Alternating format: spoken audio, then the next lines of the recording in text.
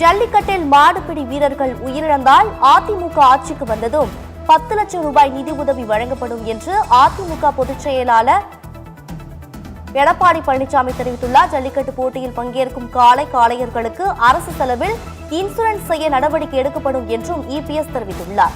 முக்கிய செய்தியாக பார்த்து வருகிறோம். நாமக்கல் மாவட்டம் சாலப்பாளையத்தில் ஜல்லிக்கட்டு போட்டியை தொடங்கி வைத்த இபிஎஸ் இந்த அறிவிப்பை வெளியிட்டுள்ளார்.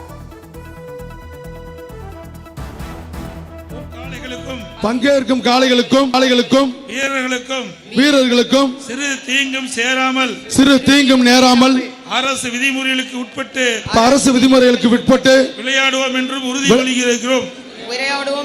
உறுதிமொழிகிறோம். சில கோரிக்கைகளை என்னிடத்திலே வழங்கினார்கள்.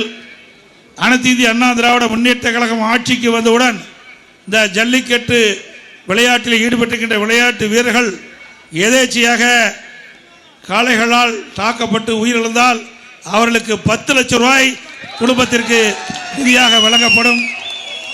அதேபோல ஜல்லிக்கட்டு வீரர்கள் போட்டியில் கலந்து கொள்கின்ற வீரர்களுக்கு யாரெல்லாம் பதிவு செய்யப்பட்டார்களோ அவர்களுக்கெல்லாம் அரசாங்கமே இன்சூரன்ஸ் செய்து கொடுக்கப்படும் என்பதை இந்த நேரத்தில் தெரிவித்து, அதேபோல ஜல்லிக்கட்டு வளர்த்துக்கிட்ட உரிமையால் வைத்த கோரிக்கை, அந்த ஜல்லிக்கட்டு இந்த நிகழ்ச்சியிலே பங்கு பெறுகின்ற காளைகள் அனைத்தும் கணக்கிட்டு அந்த காளைகளுக்கு இன்சூரன்ஸ் செய்யப்படும் என்பதையும் இந்த நேரத்தில் தெரிவித்து, மிக திரளாக வரியிருந்து சிறப்பித்துக் கொண்டிருக்கின்ற அத்தனை பேருக்கும் நன்றி தெரிவித்து